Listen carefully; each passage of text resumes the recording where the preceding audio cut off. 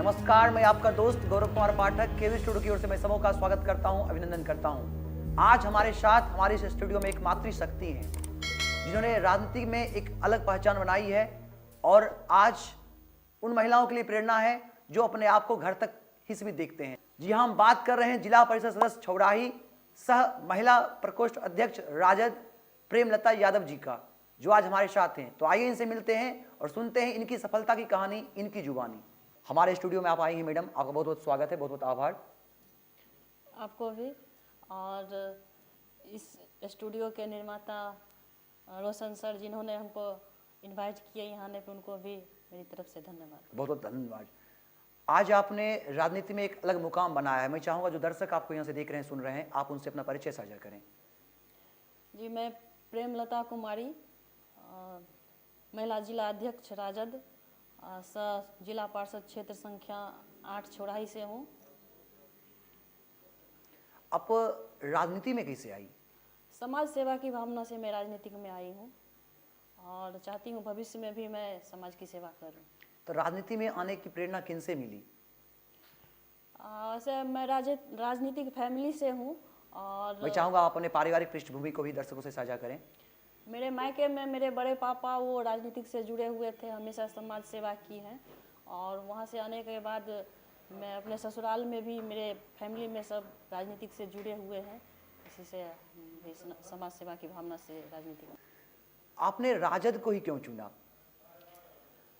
हमने राजद को इसलिए चुना, जो राजद जो है गरीबों, मजलूमों और असहायों की पार्टी है। जैसे हमारे गरीबों के नेता आदरणीय लालू प्रसाद यादव, जो कि गरीबों के मसीहा कहे जाते हैं। जी जी। और उनके सुपुत्र माननीय तेजस्वी यादव जी,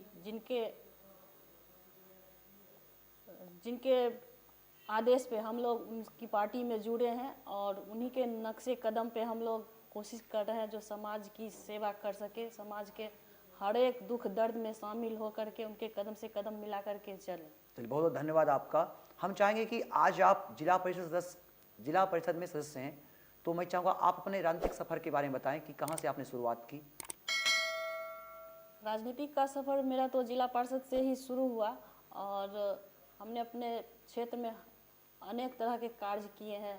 मैं चाहूँगा हमारे दर्शकों से आप अपने 5 साल का जो कार्यकाल रहा, अब तो आपका कार्यकाल समाप्त होने वाला है, तो अपने कार्यकाल की उपलब्धियों को भी साझा करें।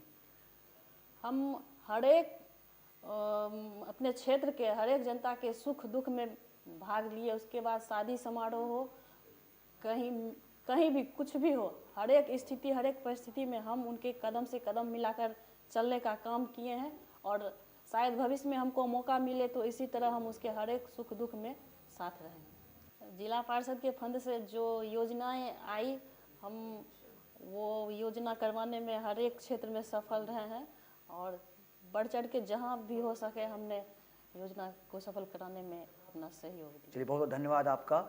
तो बिहार विधानसभा का जो चुनावी परिणाम आया, इस परिणाम में राजद या महागठबंधन की सरकार नहीं बनी, एनडीए की सरकार बनी। तो आप अपने पार्टी के प्रदर्शन के संदर्भ में, महागठबंधन के प्रदर्शन के संबंध में क्या कहना चाहेंगे?